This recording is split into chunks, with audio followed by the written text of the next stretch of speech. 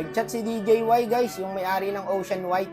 So gusto kami maka-scream nila Pangs. So pinapabuo na dito ni Pangs yung 5, kaso kulang pa guys. Sa viewers, pwede kami kumuha. Eto, kasama rin natin si Bon. Happy birthday to you. Pa? Lalabasan namin ng meta to guys, sila DJY. Kaya dito, sasanayin natin si Pangs. Sabi ko, Uranus Angela kami. Uranus daw ako, sabi ni Master ha. Ignore, girl. Laki ng katawan na Angela. Bading! Ikaw ang bading.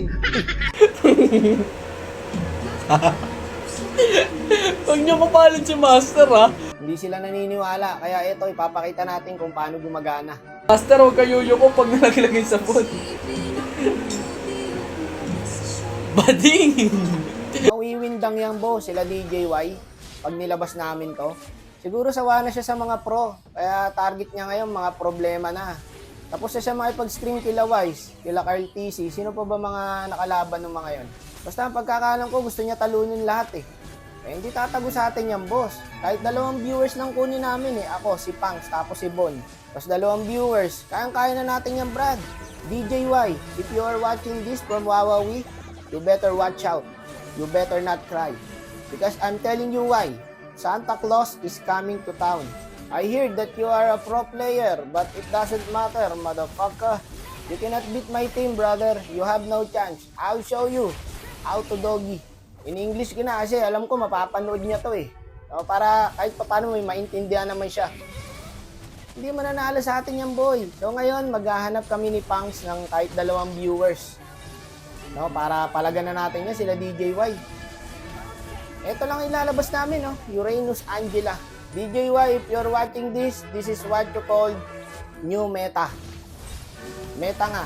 Can you see what we are doing here? We are entering the dragon. We're entering the base. And then we're gonna go out and enjoy life. That is what you call life is good. All the time. Amen. I know you're scared right now because of this kind of meta. I'm telling you DJY, you don't have chance to beat my team. But you have chance to back out. Tama ba yun? Sinerch ko lang yun sa Google eh. Pwede na yun. Naintindihan niya naman siguro yun na guys. Hindi na mamatay boss oh. Oh, siguro first game namin, ito ilalapag namin na meta. Uranus Angela. You better ban these 2 heroes, DJY. It's so deadly and OP. You know what is the meaning of OP? Over fatigue. So my message for you, DJY. Be ready. And may the best team wins.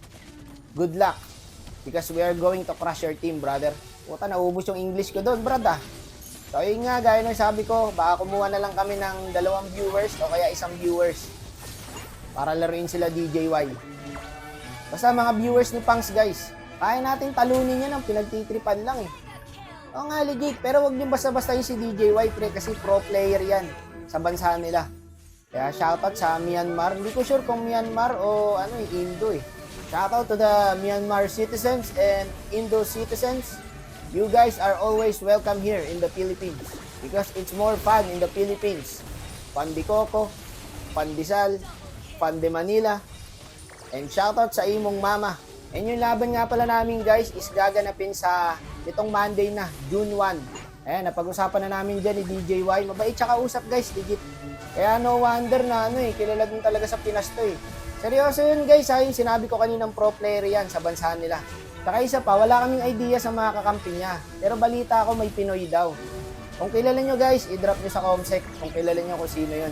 So good luck DJY for both of us. We are preparing now because we want to give you a better life. A better fight.